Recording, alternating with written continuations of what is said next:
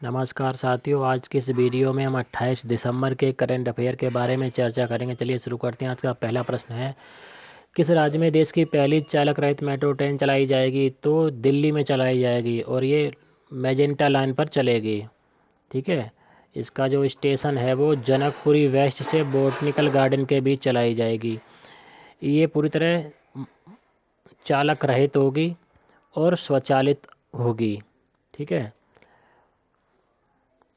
अब बात करते हैं दिल्ली की। तो दिल्ली के मुख्यमंत्री अरविंद केजरीवाल जी हैं, आम आदमी पार्टी से बिलोंग करते हैं। उपराज्यपाल श्री अनिल बैजल जी हैं। दिल्ली की स्थापना 9 मई 1905 को हुई थी। क्षेत्रफल 1483 वर्ग किलोमीटर है।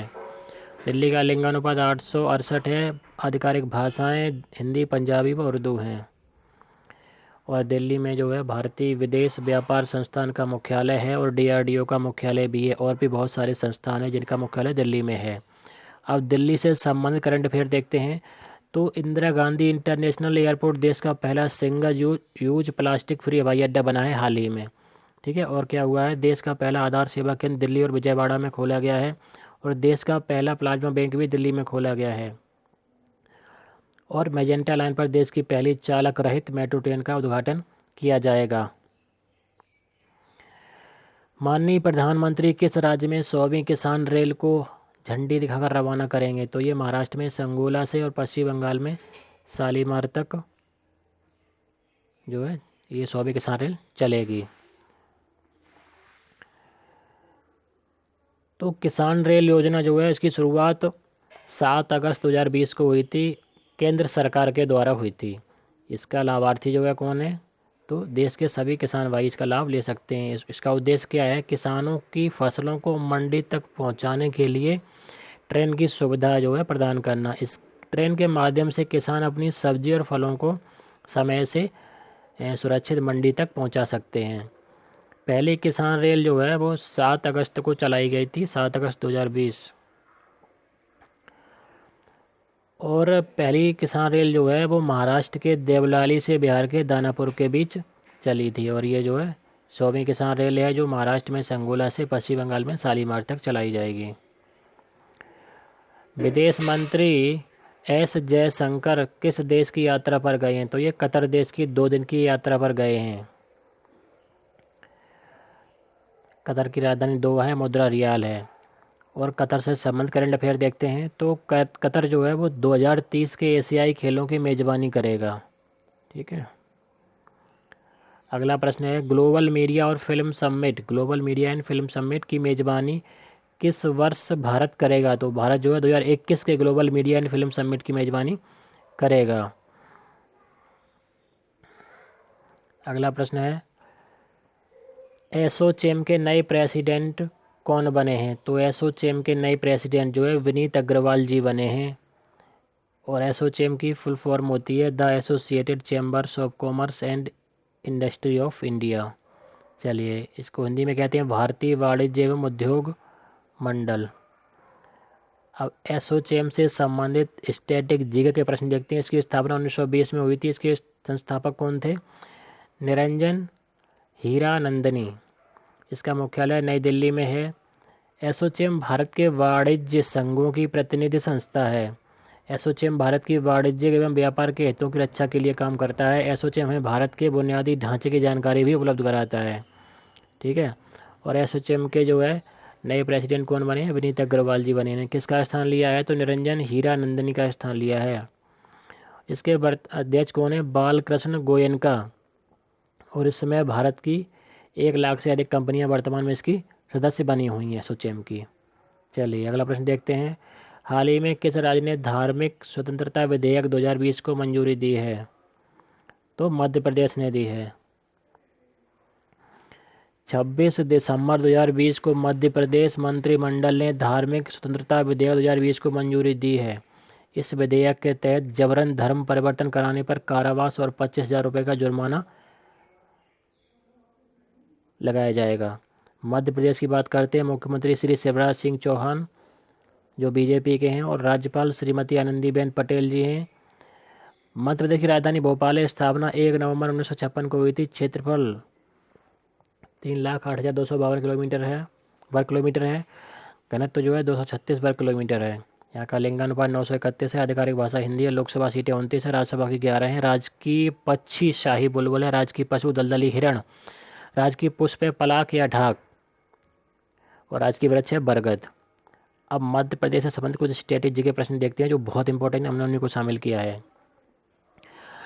मध्य प्रदेश के जबलपुर जिले में जो है माखनलाल चतुर्वेदी समारोह मनाया जाता है, क्योंकि माखनलाल चतुर्वेदी जो है वो मध्य प्रदेश से थे और महान कवि थे। और प्रभास जोशी अवार्ड मध्य प्रदेश में मल्लखम्ब के क्षेत्र में दिया जाता है, क्योंकि मल्लखम्ब मध्य प्रदेश का प्रादेशिक खेल भी है। मध्य प्रदेश में विश्वामित्र पुरस्कार खेलों में अच्छे प्रशिक्षण के लिए दिया जाता है। और कर्क रेखा मध्य प्रदेश के 14 जिलों से होकर गुजरती है।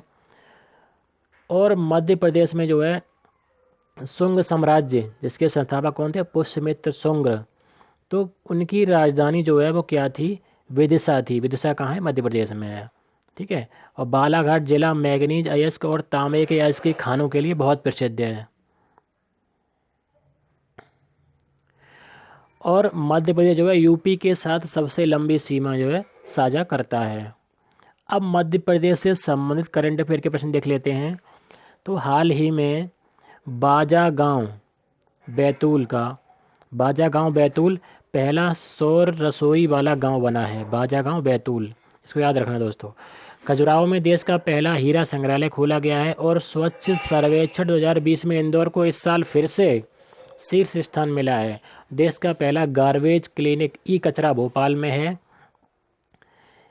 ई कचरा क्लिनिक कहाँ है, भोपाल में। तो एमपी संस्कृति विभाग द्वारा भी हाल ही में तानसेन पुरस्कार दिए गए थे। तो किसको दिया गया था तानसेन पुरस्कार, पंडित सतीश व्यास जी को दिया गया था।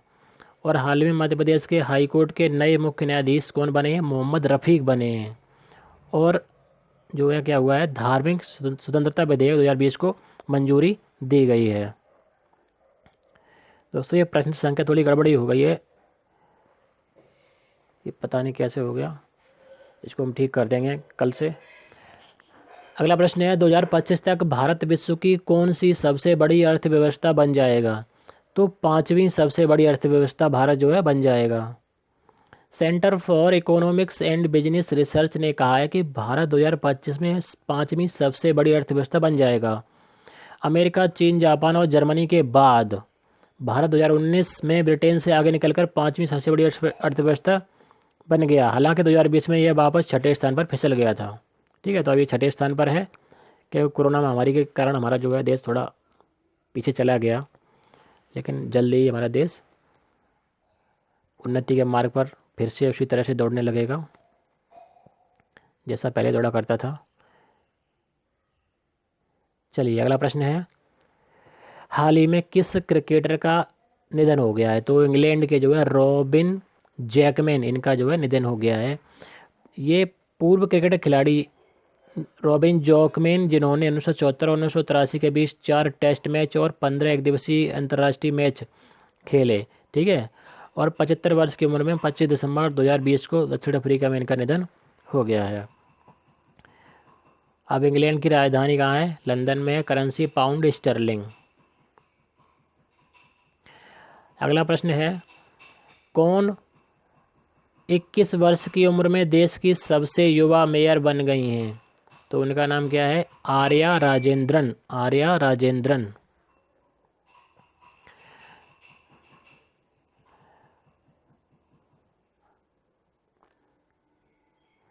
आर्या राजेंद्रन जो है तिरुवनंतपुरम की मेयर बनी है। ठीक है, जिनकी उम्र 21 साल है, जो देश की सबसे कम उम्र की मेयर बनी है। अब ये तिरुवनंतपुरम कहाँ है, केरल में है। तो केरल के बारे में देखते हैं। केरल के मुख्यमंत्री कौन है, पिनाराई विजयन। पार्टी का नाम है कम्युनिस्ट पार्टी ऑफ इंडिया।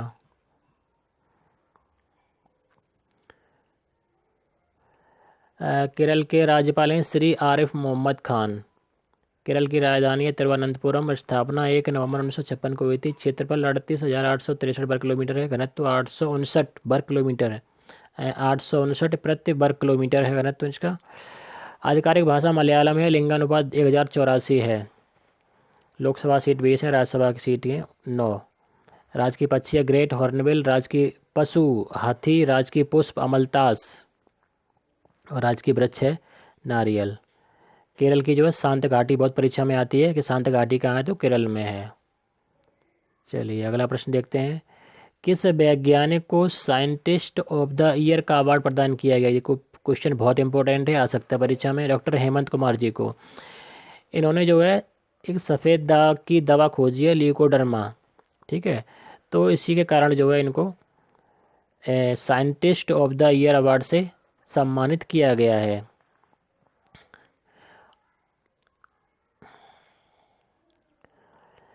रक्षा अनुसंधान एवं विकास संगठन ने सफ़ेद दाग की दवा ल्यूकोडर्मा को लेकर किए गए कार्यों के लिए डॉक्टर हेमंत कुमार वैज्ञानिक को साइंटिस्ट ऑफ द ईयर का अवार्ड प्रदान किया है। तो डीआरडीओ का मुख्यालय कहाँ है? दिल्ली में है। डीआरडीओ की स्थापना 1958 में हुई थी। ठीक है, अब दिल्ली से संबंधित जानकारी आपको हम बता चुके हैं। चलिए, तो ये थे आज के करंट अफेयर के प्रश्न। आज की इस वीडियो में इतना ही।